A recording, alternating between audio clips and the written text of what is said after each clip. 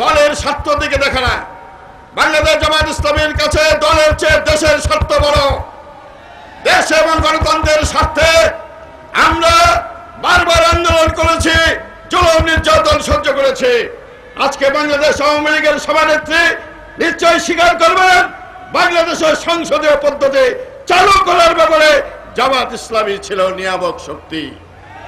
আজকে আমি এই কথাই জন্য বলছি, আজকে বর্তমান সরকারের আচরণের কারণে বহুদিনের গণতন্ত্র হুমকির সম্মুখীন হয়ে পড়েছে। আজকে সংসদীয় রাজনীতি হুমকির সম্মুখীন হয়ে পড়েছে। মাননীয় বিরোধী দলের কে সামনে রেখে প্রধানমন্ত্রী সংসদ নেতা বলেছিলেন, বিরোধী দলের আকার দেখে আমরা তার সাথে ব্যবহার করব না, বিরোধী দলকে বিরোধী দলের মতমর্যাদা আমরা দেব।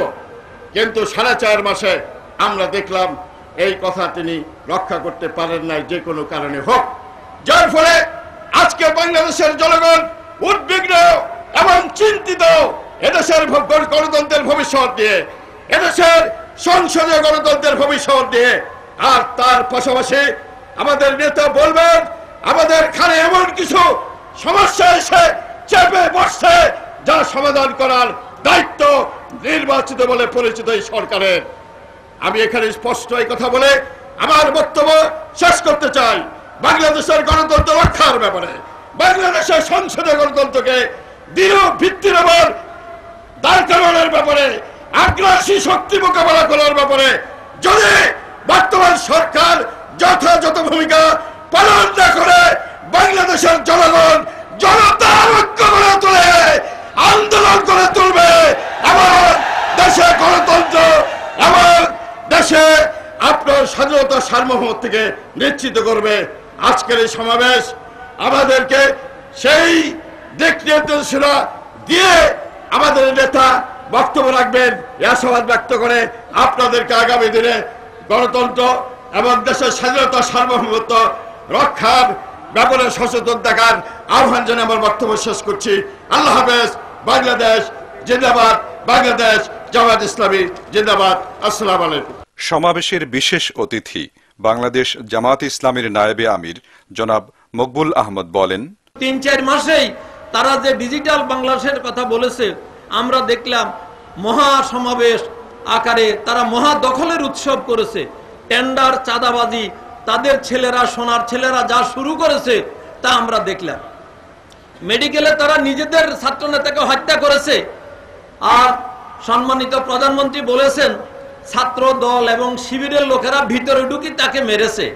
যখন ভিতরে ঢুকেছে তখন তারা কোথায় ছিলেন? এটা একটা হাস্যাস্কর ব্যাপার। অবশ্য তিনি রাগে বনবাসে গিয়েছেন, মানে পদত্যাগ করেছেন, তাদের আর গার্জিয়ানশিপ দিবেন না। তো এখন তাদেরকে কার কাছে রেখে গিয়েছেন? তারা এখন তাদের খেলা দেখাচ্ছে।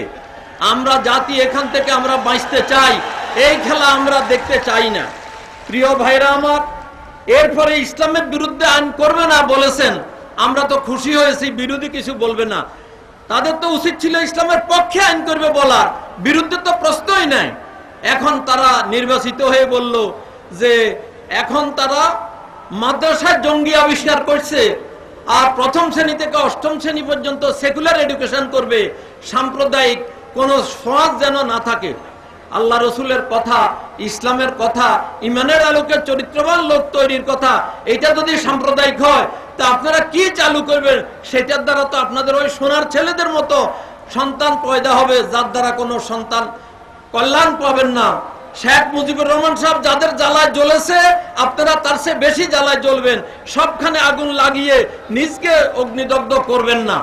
জনসভার সভাপতি বাংলাদেশ জামায়াত ইসলামীর ঢাকা মহানগরীর আমির মাওলানা রফিকুল ইসলাম খান সভাপতির বক্তব্য রাখেন।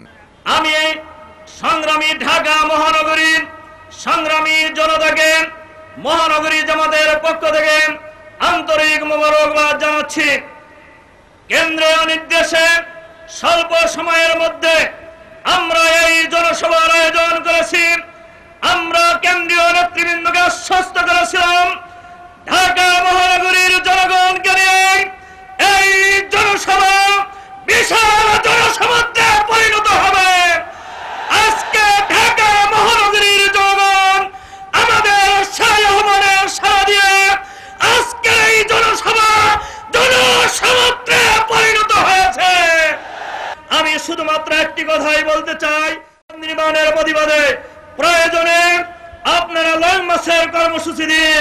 ঢাকা মহানগরীর জনগণ আপনাদের এই নেতৃত্বে এই কর্মসূচি পালন করার জন্য ঐক্যবদ্ধ প্রস্তুত রয়েছে। এই আহ্বান জানিয়ে আবারও সবাইকে মোবারকবাদ জানিয়ে আমার বক্তব্য এখানে শেষ করছি। আল্লাহ হাফেজ।